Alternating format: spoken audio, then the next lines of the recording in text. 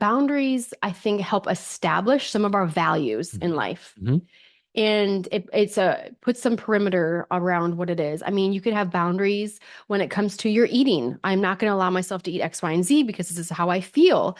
I think we could put boundaries on our finances or governor on our Yeah. finances. Yeah. That's why our credit cards, if you own one, has a certain amount that you can spend What do each they month. call it? Limit, A boundary. limit, yes. Yeah. So I think there's those. I think there's physical boundaries that you establish in your singleness. Yep. So when you do start dating, it's already established in your heart and you don't have to revisit Yep. what is my moral compass on this boundary? Like, Yep. let's push no, we're not going to park on the boundary line. We're not even going to cross the boundary. The line is a dot to us, as Joey would say from Friends.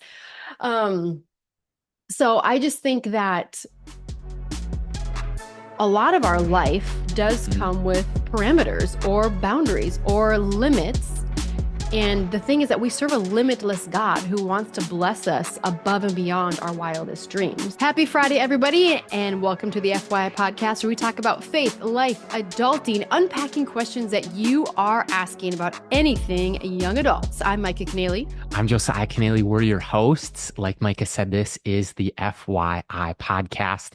And babe, we unpack literally what listeners to this podcast ask through questions, and viewers on YouTube. If you're not subscribed, a lot of people watch these on YouTube specifically without being subscribed. Please help this channel out and our podcast by subscribing and joining the community. Maybe you have a question to ask. Yeah. You can send us a DM on Instagram at FYI Podcast. Today's question. Ooh, this is a great question. This comes from, I'm not entirely sure who it is from, but how to establish boundaries with your family as a young adult. Dun, dun, dun. That sounds like a great question. Josiah, do you want to read the verse of the day before we kick off that question and unpack it? It's a great place to start. All right, let's do it. And start. Hopefully your summer is off to a strong start. Ephesians 6:3 is where our verse of the day is, which says, if you honor your father and mother, things will go well for you and you will have a long life on the earth. And really, this was the first commandment with a promise. That's good. This is the first of the 10 commandments, and it's repeated again there in Ephesians 6:3. Like, this is the first commandment that comes with the promise. So the command is to honor our father and mother. The promise is that if we honor our father and mother, it will go well for us. And I mean, I have also lived long enough to parse that out and to look at the flipping the script is I have not seen it go well for those who do not honor their parents. Okay, so for the audience and for me, maybe myself, to help us understand, what does honor mean when it comes to the parentals in our life? Like, maybe some of us listening, we have a broken home, we don't have a mom and dad, or maybe we have one and not the other, or maybe we have two sets of parents. Like, what does honor look like when maybe you don't respect your parents and the decisions or the things they have to say? So, what does honor look like? Oh my gosh. I mean, real talk, I hear what you're saying, and maybe it is that broken home or situation. Like, that doesn't honor isn't an excuse for sin.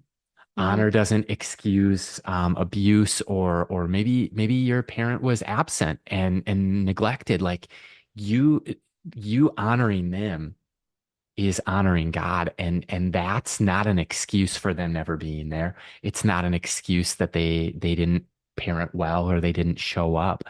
But honor is our way to, I think, in our words is a huge way. Like, Proverbs also says a fool is thought to be wise if they keep silent.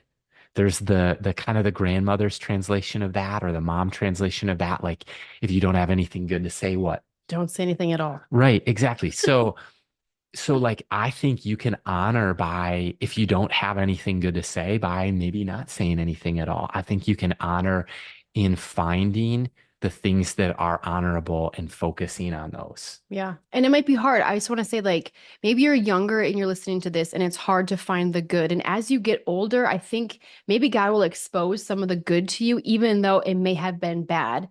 And maybe for some of you listening, like, I love my mom and dad, like, they're still together. I love them. I do honor them. And that looks like obeying them. It's speaking well of them. It's not speaking ill will. It is just loving them for who they were, what they had, and how they did it. It doesn't mean that you appreciate how they went about it, but it can say, hey, they didn't know any better. And the more you understand about where you've come from or some of the things that spark up in your family tree, maybe more or less, it's just a part of life. And we all come from a messy tree. We can all come from a messy family. But when we do honor our father and mother, I think it is truly going to go well for you. And like Josiah said, if you don't have anything good to say, maybe not say anything at all. But to recognize that God did put you on earth with a plan, with a purpose, in the family you were born for a reason. I don't know that reason. You might be asking that question. Why was I was born into the wrong family? Or why am I born into this family? And God does everything, and He can take those ashes and then make them into something beautiful. So maybe you feel like you have a messy, ashy story. God can make that a beautiful fragrance and aroma offered back to Him when you invite Him into the situation and the circumstances. But getting down to the real question here, as I just want to unpack what does honor look like first, and it can look a little different for everybody, but the question was how to establish boundaries with your family as a young adult. Josiah, what do you think of right away when you think of that question or you hear it? Well, I think the key word there is boundary. Hmm. Like to just unpack what is boundary, I think another word that you could exchange that for is limit. Yeah, that's good. Yep. If you think of your yard around the property that you might live in, whether Hmm. it's a home or townhouse or apartment, Hmm. there's probably a property line. It's a Hmm. boundary, it's a limit. A lot of people put up a fence in their yard to symbolize or remind, like, hey, here's the Hmm. limits of you can come this far, but no farther. And I think that roads have boundaries, Hmm. right? There's the dotted line or the dash line that you can switch lanes. Hmm. That's a form of a boundary. There's the sometimes the double white line means that you can't cross that boundary. Hmm. There's the yellow line that's maybe the where the curb starts. There's the rumble strip to Hmm. let you know, like I The remember, off-ramp rails can be yeah, after this. exactly. And then maybe you're going over a bridge or an overpass or something. Maybe there's a cement like barricade. Hmm. I'm talking kind of like retaining wall, Yeah. and it's a guardrail. Hmm. It keeps you, so boundaries can save lives. Hmm. Boundaries are healthy. Hmm. And I think that the word that you could exchange it for is limits. Hmm. Like interpersonally, there's going to be some limits. And maybe I would follow this up question as we parse this through, babe. Talk about some of the areas of life that maybe need limits or need boundaries? What are the areas of life that you think boundaries for ourselves and others can be helpful? Oh man, I can go a million directions actually. Um, I think I think boundaries represent elements of our not necessarily a moral compass, but boundaries I think help establish some of our values in life. Mhm. And it's a put some perimeter around what it is. I mean, you could have boundaries when it comes to your eating. I'm not going to allow myself to eat X, Y, and Z because this is how I feel. I think we could put boundaries on our finances or governor on our Yeah. finances. Yeah. That's why our credit cards, if you own one, has a certain amount that you can spend What do each they call month. it? Limit, A boundary. limit, yes. Yeah. So I think there's those. I think there's physical boundaries that you establish in your singleness. Yep. So when you do start dating, it's already established in your heart and you don't have to revisit Yep. what is my moral compass on this boundary? Like, Yep. let's push no, we're not going to park on the boundary line. We're not even going to cross the boundary. The line is a dot to us, as Joey would say from Friends. Um, so I just think that a lot of our life does Mhm. come with parameters or boundaries or limits. And the thing is that we serve a limitless God who wants to bless us above and beyond our wildest dreams. So when it comes to boundaries relationally, Yeah. outside of a future spouse or a family member, like in our direct family, I think if we're talking about this, how do we set up boundaries with parents? I think when we set up boundaries, we are actually advocating and bringing forth an awareness of expectation. Yep. And I would say without verbalizing those, it can create a lot of frustration when an expectation is not verbalized because it becomes an unmet expectation that can cause a huge rift and a wave in the whole family. Yep. And people shut down, they explode, they just withdraw, they lean in. It's a fight or flight. Like it can cause a lot of destruction if you go around without any form of a boundary. It's So those and are different areas that come to my mind. for But sure. And as you were talking, it's like, how can we expect somebody to meet an expectation that we've never articulated or let them totally. know what it is? So it's like we can't expect people to meet expectations that we haven't let them know about. Right. And when we talk about boundaries and limits, I heard you talk about financial limits, Right. time. Sometimes you've unpacked dating boundaries. Hmm. What are those three? Time, touch, and technology. For sure. Three things that you should consider going into a relationship. What are those limits? And set those limits before you pass the line, right? Yep. So Yep. So I look at like there's physical boundaries, there's time boundaries. That's probably a big one. There's communication, interpersonal limits and mhm, boundaries. Um, and so that being said, what I would say is we're going to unpack some we've talked about what boundaries are, mhm, areas that we can have boundaries, and we'll get more specific. mhm. And it could be really nuanced, I think, because a lot of families and circumstances and situations could be different. We talked about parents, but this could also be siblings or Right. kids. And I think that I would just say this. What boundaries do you have for yourself? To Yeah. anybody asking this question, because let's just say for a second, you bought the house next door to your parents, just hypothetically. Hmm. And let's just say that you come to your parents, and maybe you're a young couple, and you have your list of what your boundaries for them are. Right. What are your boundaries for yourself? Yes. Because I think that we're not always fair with limits and boundaries in relationships. I almost wonder if the default is to guard ourselves and self-preservation with boundaries. Like, you can't come closer than this. And there's a But I can healthy walk through side. your front door at any time. Right, right. And so I think that we need to, like, I would say it this way that as we have a boundaries conversation, that the hope would be that you have the same amount of boundaries for yourself that you do for others. Well, I think boundaries is a two-way street. You can go in with your request of the boundaries that you want to set up. And I'm not saying that the other party has to counter offer, but it'd be nice to have some common ground because you can even verbalize an expectation and it can still go unmet. It can Yeah. still go ran over. Yep. So if you're going to live next to your parents and I'm the child and said, "Hey, mom and dad, just so you know, I just got married. I don't want you walking in. I don't want you coming in. Just let me know before you come. You have to call. You can't just knock and peek in the windows. Um, this is my new married life. Here's the stake in the ground moment."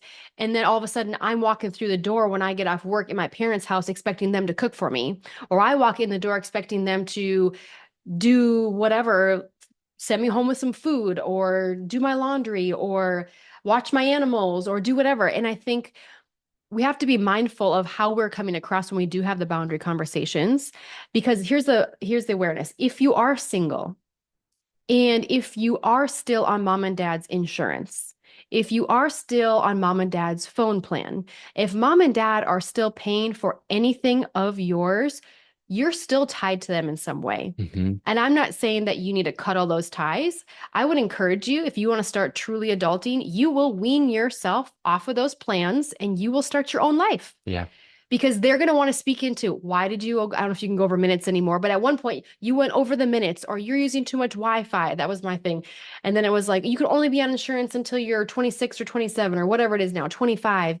And so if you're still weaning in any way of life to mom and dad, I still think that they have a right to speak into that form of your life. So if you live in mom and dad's basement and you're still paying rent, you're kind of still under their roof. For sure. So just the mindfulness of what boundary conversations are you trying to have? Are they healthy? Are they unhealthy? Are they to preserve you? Are they to cut people out? Like evaluate the boundary more or less. Like why and what do we need to establish within the boundary context? I think is important to reflect on before we set the parameters, right? Does that make sense? It does. Dr. Henry Cloud said this. He wrote a book called Boundaries. He also is a popular author kind of in this space. He wrote a book called Boundaries. He also wrote 8 things you simply must do.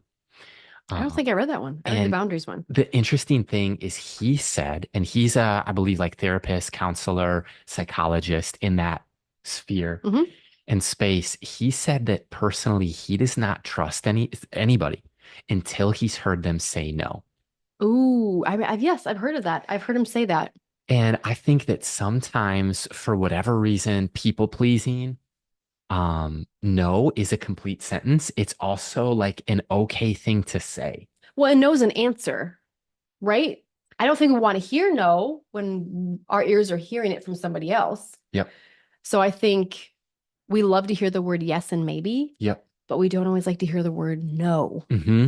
Mm-hmm. And sometimes we don't always feel the privilege ourselves to say no. Hey, can I come stay for a week at your house? No, I'm sorry, that's not going to work with us. You can stay for 3 days. Yep. So I think it's really establishing and looking at the family dynamics essentially. If you have a good and healthy relationship with your mom and dad or your family unit, there are many things that I can say unfiltered that probably aren't going to hurt too many feelings because one, we've had open conversation my entire life. Two, I would say they kind of know my boundaries and my personal limits that I've set up over the years and just in relationship with them. Now, when I entered Josiah's family, I was probably and probably still am a stronger personality when it comes to, I don't have a problem saying no. Mm-hmm. And a no should not be offensive either. It's still an answer, Right. and hopefully it's respected on whoever's behalf. Mm-hmm. But I don't know what would you say about that, Josiah? What are some healthy boundaries maybe you've put into place, whether it's Yeah. maybe we can even talk about friends and family here Yeah. if Yeah. you Yeah. really want to. Like, For what does sure. that look like for Yeah. you throughout the years? Here's what pediatricians, as a parent, as a dad with young kids, like what pediatricians are saying is that if your child says no, like let's just say we're having a family monkey pile and tickle fight. If somebody says stop or no, everybody's hands go in the air. Hmm. Like we need to listen even to a child That's for good. their boundaries. And we Yep. need to, so I think that Micah talked at the top of the episode right out of the gate of like boundaries being a two-way street. Hmm. We need to respect the boundaries that others place for us. Younger and older, right? Younger, older, yes. I would say that one of the things that we could talk about is I think the further into the future you can think Hmm. and not live, but just prepare, it allows you to incorporate wisdom into Yeah. those decisions. One of the things that we realized that's unique maybe to us Hmm. that a lot of people can relate to is our families actually live in different states, Hmm. families of origin. And so one of the things that is a boundary conversation a little bit is we didn't wait with like we got married in June. And we knew that Christmas was going to be coming and Thanksgiving was going to be coming and Easter. And there was a lot of thought that went in on our end before the invitations even came. We let our families know respectively, Hmm. hey, assuming that we're invited for any of these holidays, here's here's how we're navigating negotiation and compromise and just because we realized we couldn't some families it's like oh you go in the morning there you go in the afternoon here Right. or you go like 8 hours versus 8 minutes. right Let's be real. it's not quite feasible and especially with young kids and different things so that's one area that we've just had to prepare people's expectation Hmm. ahead of time. And when you're able to communicate that ahead of times, I think it just saves a lot of potential heartache or hurt. It prepares people Hmm. in advance. Yeah, Those are things that I think about, that we think about. And honestly, here's a thought is as we talk about friends and family, there may need to be workplace boundaries, totally. Yep. screen time boundaries. I'll share real time. Something that I've been participating in is put out by Meta, a program called Viewpoints.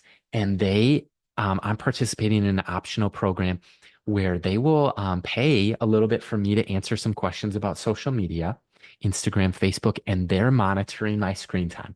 Do they cut you off at a certain time? Nope, Or I, that's I monitor. screenshot every week or every 3 days. And so it helps me Be know accountable. how much. So that's a boundary I have for myself, for Hmm. my family. But work is one of those areas that we're multifaceted in relationships and whole Hmm. beings. Hmm. And this is where in different aspects Hmm. of our life, having boundaries helps me understand here's the end of me and the beginning of you. Here's myself. And with that Christian component as a Christ follower, here's the end of me and the beginning of God. Yeah. And I think the example that we use with the holiday thing is a form of leadership, and it's called leading up. That we are going to inform you about X, Y, and Z. We've prayed about it, we've thought about it. We want to be fair to all parties. And we've had to compromise some things in the process. So going back to the holiday thing, like I think we did save years of heartache and years of frustration by having one hard conversation with each party. Yep. And it wasn't fun for anybody to hear. Like we can't be at every holiday on both sides every single year. Like Yep. we can't. We physically cannot be in two places at once. And I think when we put out those expectations, then we make the most of the time that we do have and we make it more memorable and more, I don't want to say sacred is the word, but it's like you're more appreciative for the time that you do have because our days are numbered and God knows that and we know that. So I think when you can lead up and you can set the parameters and you can be in agreement and in cadence with one another to help them understand, because sometimes there might be follow-up questions. Okay, Josiah, why can't you be at every single holiday? Well, Mike and I are getting married. We're blending our lives together, and we have family 8 hours out of town. Mhm. This is what it's going to look like, you know? Yep. And so we made up our own fun holidays. We celebrate Christgiving. So Christmas and Thanksgiving, we go to my side of the family and spend 3 or 4 days there and literally celebrate two holidays in one. Yep. So it's kind of like we get two Christmases because who wants to travel out of state in the Midwest when it's December and roads can be closed? Yep. So we just had to lead up in those ways. And I think as you get older and as you have more mature conversations, I pray that these young adults, the young adult who's asking this question, like how to establish boundaries with your family as a young adult, um, it becomes easier and you Yep. advocate for yourself and you communicate well. And we don't throw temper tantrums to show what we want and what we need and how we need it. We have a deep, meaningful conversation face to face, hopefully, if you can, on the phone and then through text, because text can be misleading if people read into it a little too much. So, I mean, that's a great point right there. I would underscore that of like face to face or phone call or FaceTime. mhm, I mean, it's a lot like a text or an email in the workplace. What they don't always read is emotion mhm. and the feeling And or I the use a lot of tone. exclamation points just for fun. And I'm not even like, it's Yep. more like, can't wait. Wow. Boom. So even Yep. just knowing somebody Yeah, and how you think you know them might not be delayed or relayed, sorry, properly. for sure. And I mean, I think give yourself grace, give others grace, and receive the grace from God. Because you know what? I'd also then say to almost like conclude, unless you have other thoughts, like my closing thought would be to anyone who's on that journey of establishing boundaries. And sometimes, I mean, there could be a host of reasons where boundaries are really needed and necessary Yeah. and healthy and helpful for everyone involved. I would just say when you establish a boundary, it's okay to stick with it. Yes. And, you know, without getting caught in the weeds, like it's a form of being a person of your word. Your yes is yes, your no is no. And if you explained a boundary, like it's helpful to have that conversation in advance, Hmm. um, and let it be a dialogue. But if there is a boundary that's repeatedly being pressed up against or pushed, um, I believe that we see just a lot of reason to stick with what Hmm. that healthy boundary is. And I think an example of a healthy boundary with that Josiah's piggyback is I had a friend whose mom was constantly calling, constantly texting. My friend is now, she was married at the time, newlywed, and her parent lived out of state, and it was constant with her. And her mom was not in the best mental state or condition at the time. And she had to have a hard conversation with her mom and simply saying, like, Mom, I love you, but you need to probably see a counselor and get on some form of medication. And I would encourage you to do that because I love you too much to see you go down an unhealthy path. Hmm. And until you do, I need to take a personal break and a mental break for Hmm. my own sanity Hmm. for 1 month. So I'm not going to call, I'm not going to text, I'm not going to come visit. I just need 1 month of Hmm. just silence. So if she would call, if she would text, if she leave a voicemail, she wouldn't respond. Now, if there was an emergency, she probably would have, obviously. Yep. But with that, I think that she stuck to her guns. And I think now her mom is in a good place. She did Hmm. see the help that she needed. In addition to, she is in a healthy relationship with her mom because she said no. And I think sometimes parents can get a little controlling just because we're always going to be their child, right? And that's not a bad thing. Yep. It's just that sometimes parents have a tendency of treating children like they were when they were 18 or younger in the home, Yep. and they haven't seen them grow up to be a full functioning adult in the real world, quote unquote. And it doesn't always feel fair when you don't feel seen as the age that you are, because your parents are always going to be your parents. They're going to love you even when you probably don't want to love the decisions you've made, but their love for you is not going to stop. So I would just, if there is some very unhealthy things happening for your own safety or your own sanity or your own mental health, do you need to step back and put up a boundary of, hey, for a week or two, I just need time to breathe and figure some stuff out. I love you too much to say something I don't mean, and I Hmm. just need a break. And that's Yep. okay. That's a form of no, and it's a form of boundary, and Yep. it's hard. But then when that's over, you go revisit that boundary. So there are boundaries that are set up probably in stone. There are probably ones that are kind of Negotiable.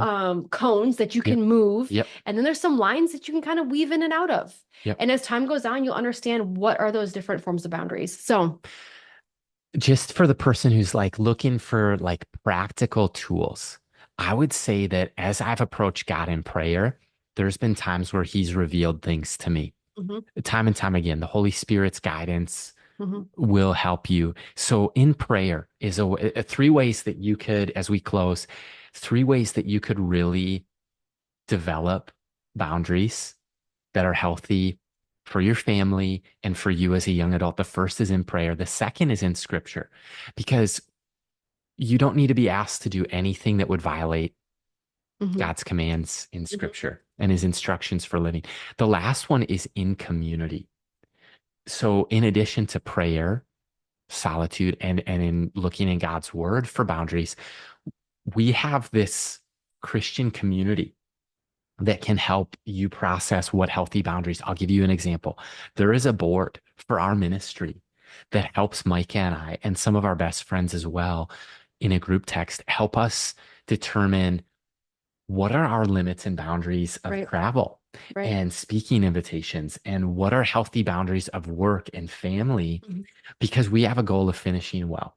mhm, And so some of those things, your community can help you put systems and strategies and some of the structure that can go like to go with that one just a little bit further.